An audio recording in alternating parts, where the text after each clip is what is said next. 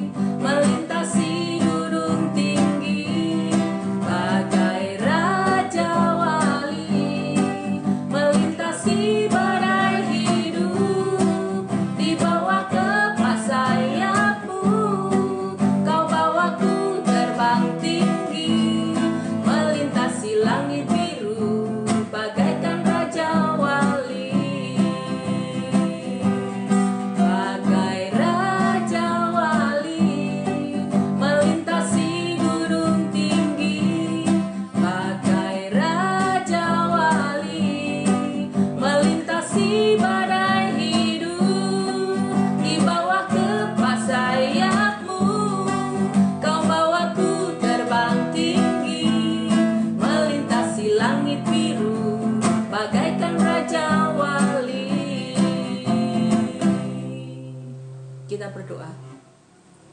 Bapa Surgawi, pada kesempatan malam hari ini kami mengucap syukur datang bersama dengan seluruh jemaat Smyrna untuk berjam doa Rabu.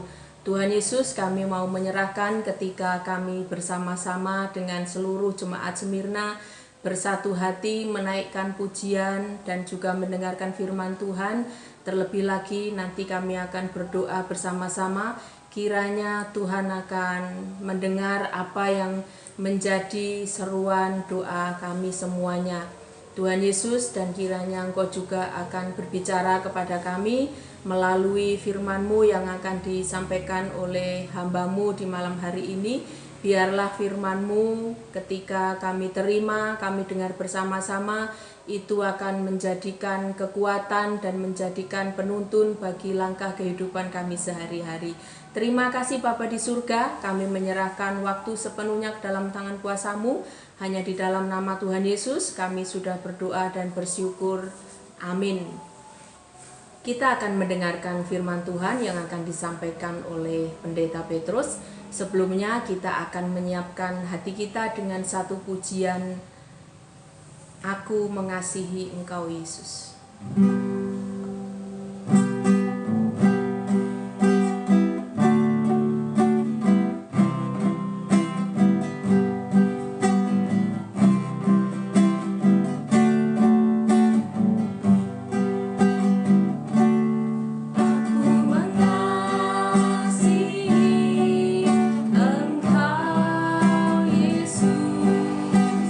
Dengan segenap hatiku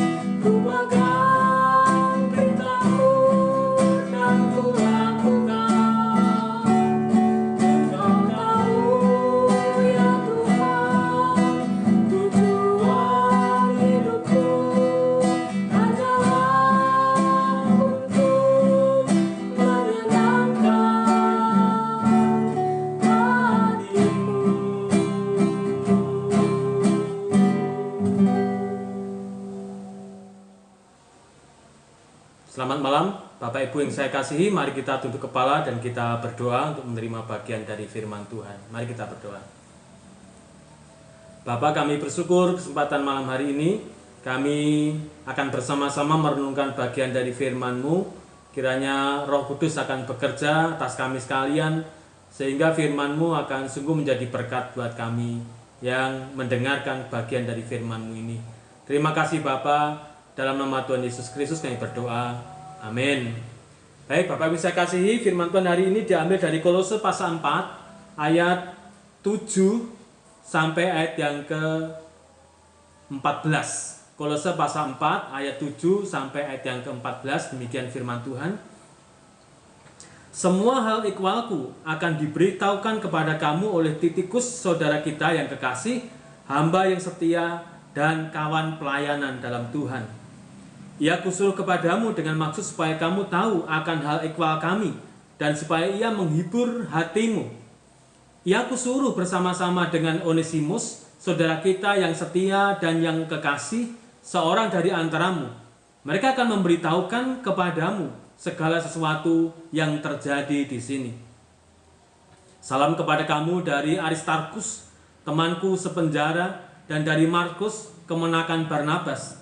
Tentang dia kamu telah menerima pesan, terimalah dia apabila dia datang kepadamu, dan dari Yesus yang dinamai Justus. Hanya ketiga orang ini dari antara mereka yang bersunat yang menjadi temanku sekerja untuk kerajaan Allah. Mereka itu telah menjadi penghibur bagiku.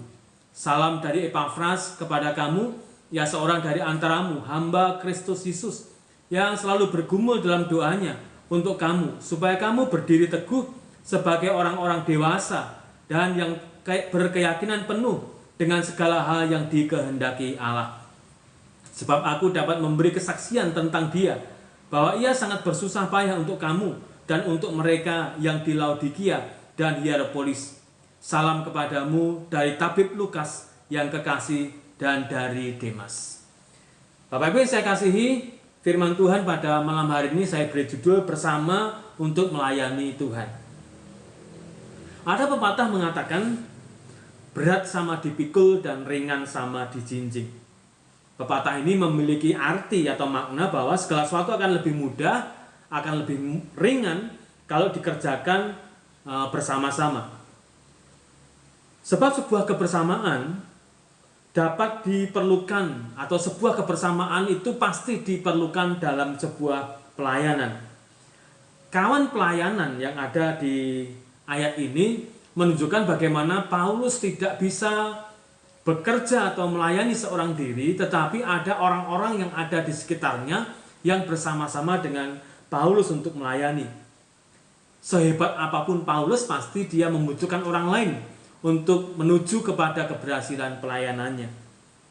Bapak saya kasih, coba perhatikan apa yang dikerjakan oleh Paulus.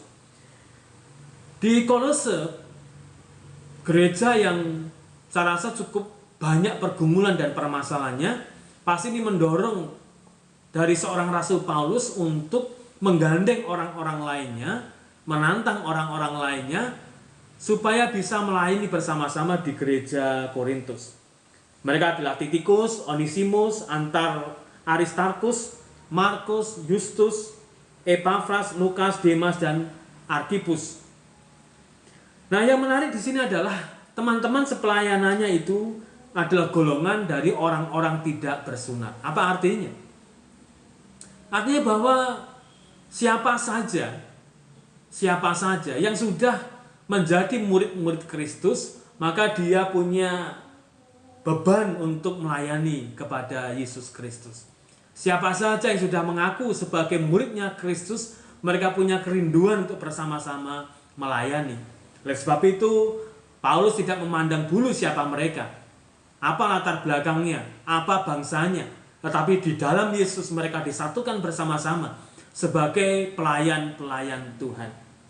Saya rasa ini menjadi peringatan buat kita sekalian bahwa ketika kita berada di Smyrna, sama seperti Paulus ketika berada di Kolose, membutuhkan orang-orang lain untuk melayani.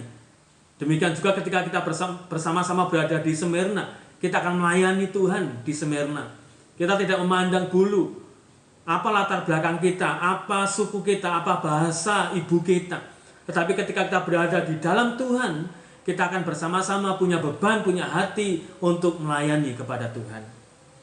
Dalam kebersamaan itu, Paulus menghendaki supaya setiap pribadi yang terlibat dalam pelayanan itu akan melakukan, yang pertama, bertekun dalam doa. Di pasal 4 ayat yang kedua dikatakan di sana, bertekunlah dalam doa dan dalam pada itu berjaga-jagalah sambil mengucap syukur.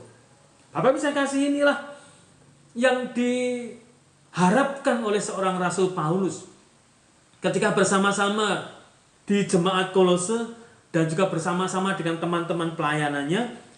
Paulus mengajak agar setiap orang yang punya beban, punya kerinduan untuk melayani Tuhan, supaya mereka bertekun di dalam doa. Artinya berdoa dengan segenap hati dan dengan segenap jiwanya untuk menghadap kepada Tuhan yang mempunyai pelayanan dan menyerahkan segala sesuatunya, sehingga Tuhan bisa lebih memakai hamba-hamba Tuhan, memakai anak-anak Tuhan yang terbeban untuk melayani, akan dimampukan oleh Tuhan melayani dengan sebaik-baiknya. Sebagai salah satu contoh dari seorang pelayan Tuhan yang punya kekuatan doa adalah Elia. Elia adalah seorang manusia biasa, tetapi Elia mengalami berbagai macam pertolongan Tuhan ketika dia merasa depresi dan bahkan rentan dengan tekanan emosi. Lalu Elia datang kepada Tuhan untuk menyerahkan pelayanannya kepada Tuhan, dan Tuhan memampukan dia, memberkati dia, sehingga dia menjadi pelayan yang luar biasa. Bapak saya kasih sama dengan Elia, kita juga punya pengalaman-pengalaman dalam pelayanan kita. Bisa saja pengalaman itu membuat kita depresi dan bahkan rentan terhadap tekanan emosi. Oleh sebab itu Paulus menekankan dan mengajak setiap pelayan Tuhan untuk bertekun di dalam doa. Dengan bertekun dalam doa, kita terus memohon supaya persatuan semakin diperkuat di antara orang-orang percaya, di antara orang-orang yang melayani, sehingga gereja di mana Tuhan percayakan kita melayani, kita bisa gunakan waktu itu sebaik-baiknya untuk melayani kepada Tuhan. Kuncinya adalah bertekun di dalam doa. Yang kedua adalah berjaga-jaga. Di pasal 4 ayat kedua di sana dikatakan berjaga-jagalah sambil mengucap syukur.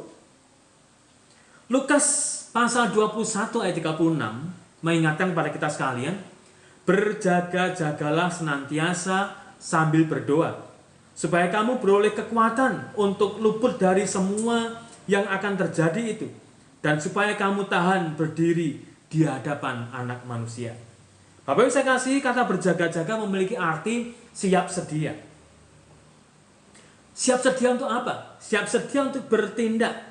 Menjelaskan bahwa setiap orang Kristen, setiap kita harus siap sedia di dalam hidupnya untuk menghadapi situasi dan kondisi yang paling buruk sekalipun, untuk tetap menunjukkan iman dan percaya kita kepada Tuhan kita Yesus Kristus. Berulang kali saya katakan, ketika kita beriman kepada Tuhan Yesus, bukan berarti segala permasalahannya akan hilang. Bukan berarti semuanya akan kecukupan. Bukan berarti semuanya akan berkelimpahan dan berlebih-lebihan. Bukan berarti tidak ada pergumulan. Ada, saudara. Oleh sebab itu, Lukas juga memberikan peringatan supaya kita berjaga-jaga senantiasa. Bersiap sedia. Bahkan menerima kondisi apapun. Kondisi yang tidak menyenangkan sekalipun, dan bahkan kondisi yang paling buruk yang mungkin terjadi dalam kehidupan kita. Untuk apa? Untuk menunjukkan bahwa iman dan keyakinan kita tetap di dalam Tuhan.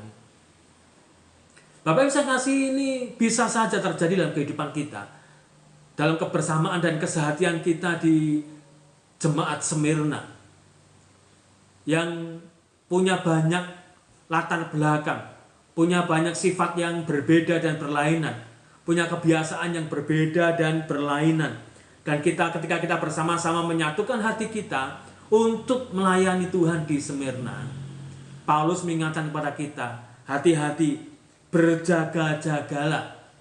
Karena bisa saja sesuatu yang buruk terjadi dalam kehidupan kita, dalam pelayanan kita. Tetapi Paulus menekankan supaya ketika berada dalam kondisi yang paling buruk itu, imanmu tetap di dalam Tuhan. Kita harus tetap berjaga-jaga supaya kuasa gelap yang berusaha menghancurkan persatuan dapat ditangkal dengan kekuatan Allah di dalam Tuhan Yesus Kristus. Siapa yang paling tidak suka kalau jemaat Tuhan itu bersatu? Siapa yang paling tidak senang kalau jemaat Tuhan itu bersatu? Dia adalah setan. Dia adalah iblis. Dia adalah roh-roh jahat yang inginnya memecah belah persatuan yang ada dalam jemaat. Oleh sebab itu, mari kita jaga sebaik-baiknya persatuan dan kesatuan kita di jemaat Smyrna. Dan hati-hati bahwa kuasa gelap selalu berusaha untuk menghancurkan persatuan dan kesatuan kita. Tetapi harus waspada juga, jangan sampai kita sendiri dipakai oleh roh jahat. Kita sendiri dipakai oleh iblis dan kuasa gelap untuk menjadi alat-alatnya, memperkeruh suasana atau membuat persaudaraan dan kesatuan kita menjadi pudar. Hati-hati, berjaga-jagalah dan tetap berdoa. Yang ketiga, mengucap syukur. Di pasal 4 ayat 2 tadi dikatakan bagaimana umat Tuhan, bagaimana pelayan-pelayan Tuhan, bagaimana kita harus bertekun di dalam doa, harus berjaga-jaga, dan juga harus mengucap syukur. 1 Tesalonika pasal 5 ayat 18 mengatakan, mengucap syukurlah dalam segala hal, sebab itulah yang dikehendaki Allah di dalam Kristus Yesus bagi kamu.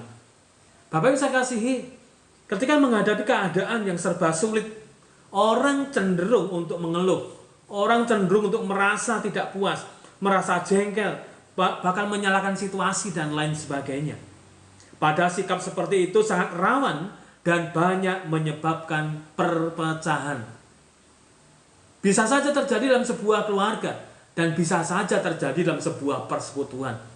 Bila sudah tidak ada kepuasan secara manusiawi, kepuasan diri, menghadapi berbagai macam kesulitan, berbagai macam pergumulan, lalu mulai muncul sungut-sungut, lalu mengeluh kepada Tuhan, mengeluh kepada sesama, merasa tidak puas, jengkel, dan bahkan sakit hati, maka hal-hal itu, kondisi-kondisi yang seperti itu bisa saja menyebabkan perpecahan.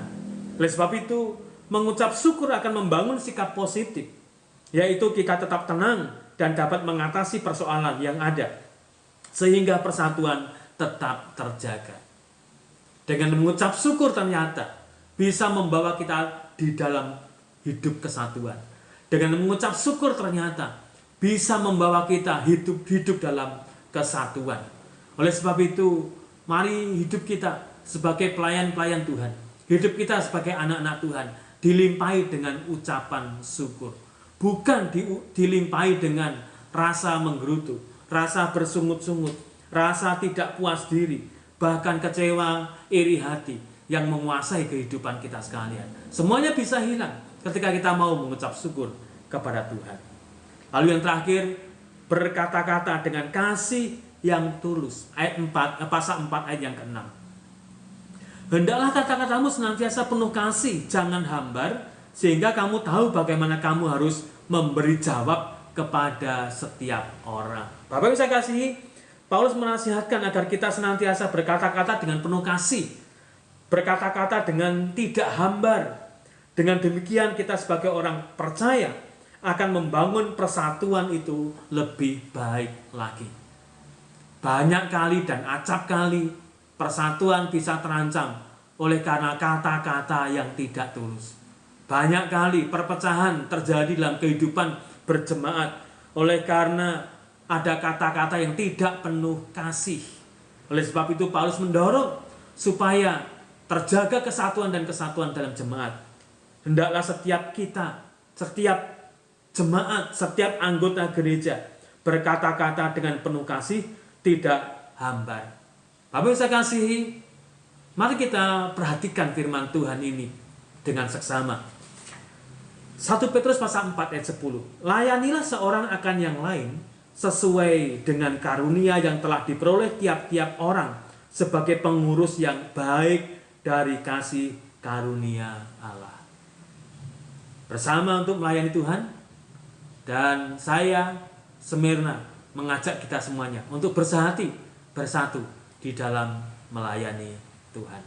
Dengan bertekun dalam doa, dengan berjaga-jaga, dengan mengucap syukur, dan dengan kata-kata yang penuh dengan berkat. Mari kita berdoa. Kami bersyukur untuk firman-Mu pada malam hari ini.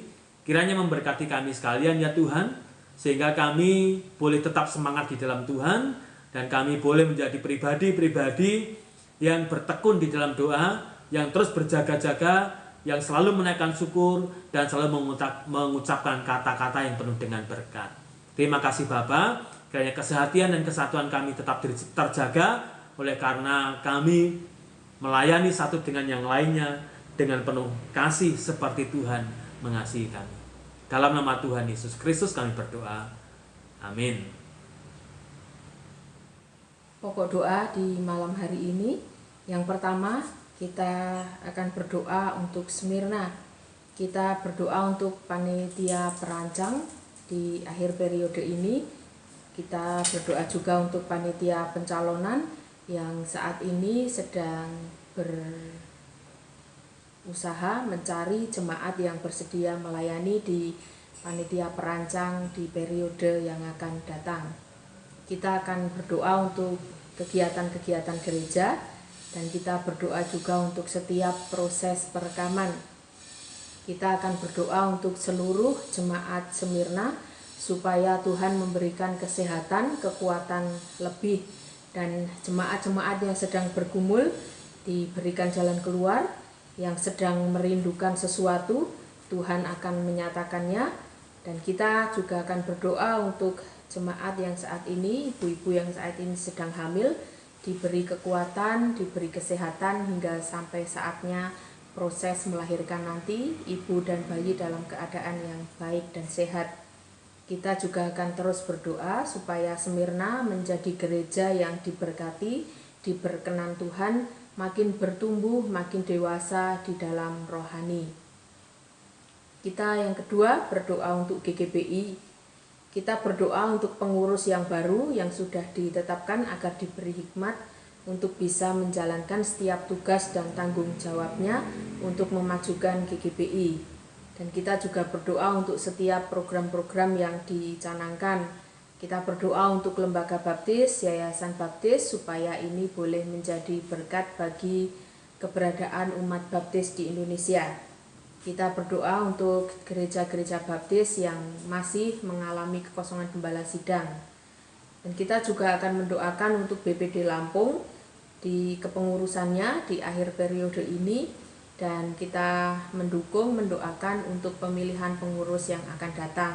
Dan kita doakan untuk gereja-gereja baptis yang ada di wilayah BPD Lampung supaya bisa bekerja sama, bersinergi, sehingga umat baptis yang ada di wilayah BPD Lampung makin tumbuh, makin berkembang dengan baik.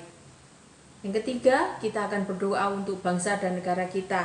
Kita akan berdoa untuk pemulihan ekonomi nasional, dan kita berdoa juga untuk PPKM yang masih terus berlangsung hingga nanti di akhir bulan ini.